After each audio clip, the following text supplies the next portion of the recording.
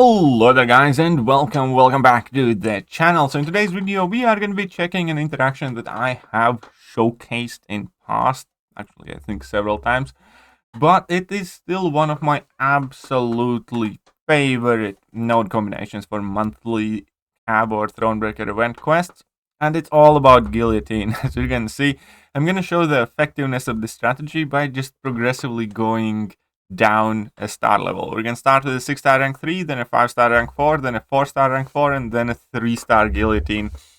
And I have done actually some of these fights with 2-star as well. I just didn't include it in this video. But the reason why it works so well, and this what you're about to see, is going to be quite awesome.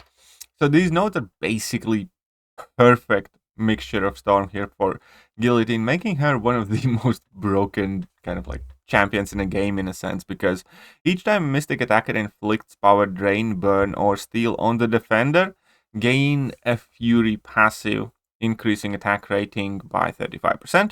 Additionally, each time Mystic Attacker gains a regeneration effect, power drain opponent. So the way this works is that Guillotine regens a tiny amount, I believe it's about 3% of damage that you deal to your opponent back. So every time you hit opponent or their block, you gain a tiny regeneration effect, which, because of siphoning strength and a call to equilibrium, power drains the opponent and also gives you furies. And the end result is that opponents never have any power, and you have all your max furies and you do a ton of damage, and because they have no power, you typically can spam heavy attacks and just chain into a level 2. So, how does it all look? Let's start here. So I did one path already, and then I decided that I'll cover it in a video again. Not for any major reason in particular, but primarily just because it makes me happy to do this. And I figured that it probably could make some of you happy as well. Again, the star level or rating of your Guillotine really isn't all that important. It just will change the duration of the fight slightly, but you don't need a 6-star ranked up Guillotine for this. 6-star rank 1 is going to be more than enough, for instance. You can see that on every hit here, Nebula is getting power drained. Once you get her in the corner, you can just start spamming your heavy attacks and then go for a level 2. And as soon as you do, you inflict a ton of bleeds and ruptures, and they just melt. So this fight was 24 seconds. So that was with a 6-star rank 3. Let's go down. We're going to be using a 5-star rank 4 against this unstoppable Colossus here, and check out how that happens. So this is a 5-star rank 4, equivalent to a rank 1 6-star, basically. Slightly weaker than a rank 1 6-star. And the point is going to be exactly the same again. Keep in mind that they never have any power, because on every time you strike them or they block, they get power drained. You get your Furies pretty much immediately. As you can see, I have 10 passive Furies active on me. And now that he's in corner, you just start spamming your heavy attacks. You put on those debuffs that will let you inflict more bleeds or ruptures. And now they, well, are dead, basically. We had like 17 of those ruptures. So even a 5-star rank 4 would in most cases finish this fight with like a single level 2. This time around I end up going for 2 level 2s, but you know, who really cares? So 37 seconds here. Sweet. This fight is going to take slightly longer, and just because I'm going to be pushed to level 3 multiple times. So the idea is exactly the same. We're using 4-star, as we can see. This is Thronebreaker EQ. These guys are quite chunky, but again, they have no power, and they never will have any power, and you can just do whatever you want. I think I will, well, at the end, I will have a nice finishing sequence. Obviously, this being Groot, all the debuffs expire quicker on him. I'm going to fast forward through the level 3s. Nobody's really interested in that. But still, you can obviously just keep spamming special attacks and stuff like that. But even a 4-star Guillotine is enough to get these fights done.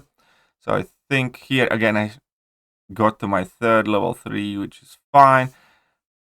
He's halfway done. We're actually going to have very nice finishing sequences, just that, yeah.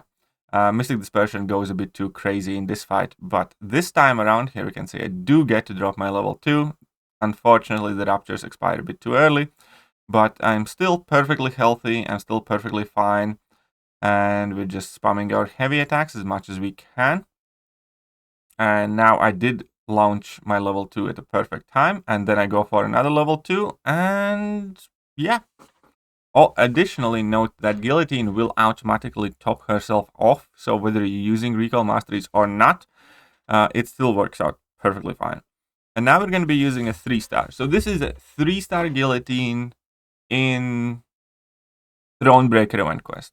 That's like 46k 7-star Archangel against a baby 3-star Guillotine. Now here, the one thing that I needed to avoid doing is hit his block, because that would end up inflicting more poisons on me, which is something that I do want to avoid as long as I have active bleed on me.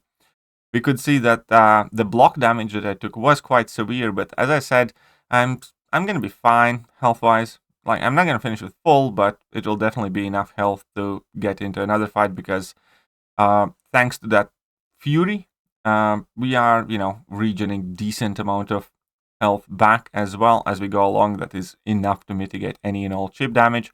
And the fight rotation with the 3-star, obviously, it does take slightly longer, but it's still super easy to execute. So even a 3-star in Thronebreaker EQ can be a tremendous amount of fun. Basically, you keep opponent in the corner, you parry heavy until you reach 2 bars of power. Once you are at 2 bars of power, drop your special attack. You are going to be unblockable pretty much always if you have enough souls.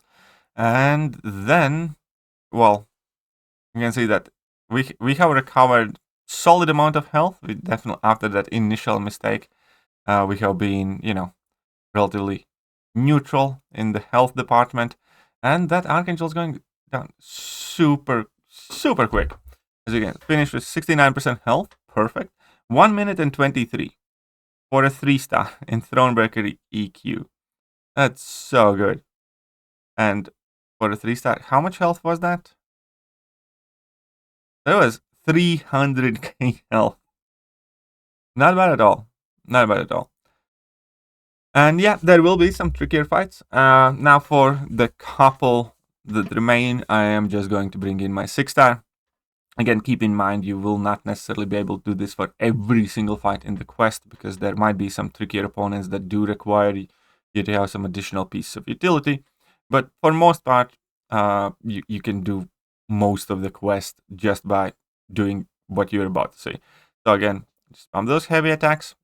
For a 6-star rank 3 on Recall Masteries, we can see that I already do a ton of damage with my basic hits. By the time I get to my level 2, that Ghost is at like 35%, 40%. And I didn't even benefit from all of that bleed or rupture damage. 23-second fight. Now here against Nightcrawler, obviously you can't freely spam heavy attacks initially, so you do want to make sure that you switch stances against him unless you have an evade counter. And the good thing here is that he will basically never get to his level 1 anyways, so he will not get that bigger chance to evade.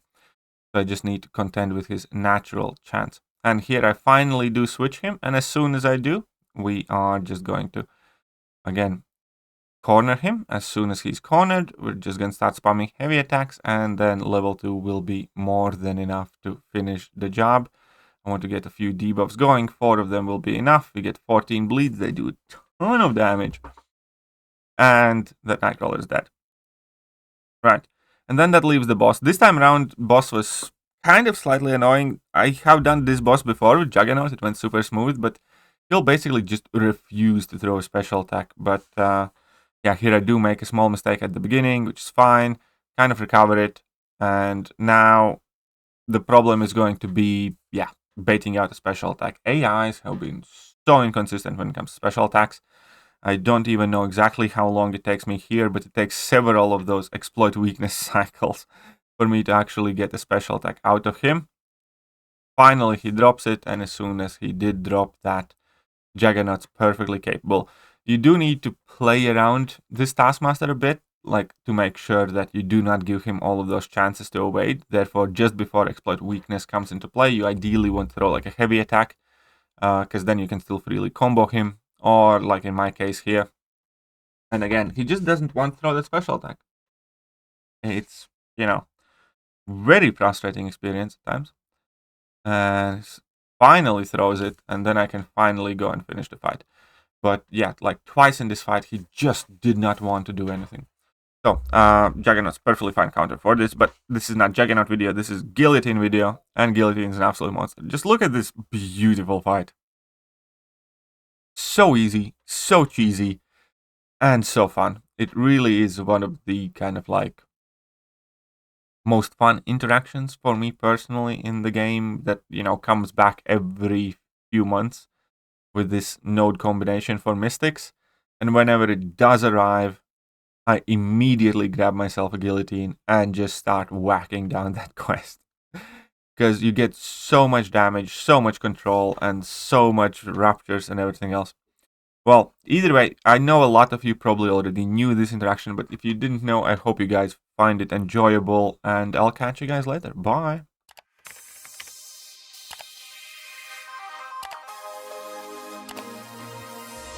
Hello there guys, and welcome back to the channel.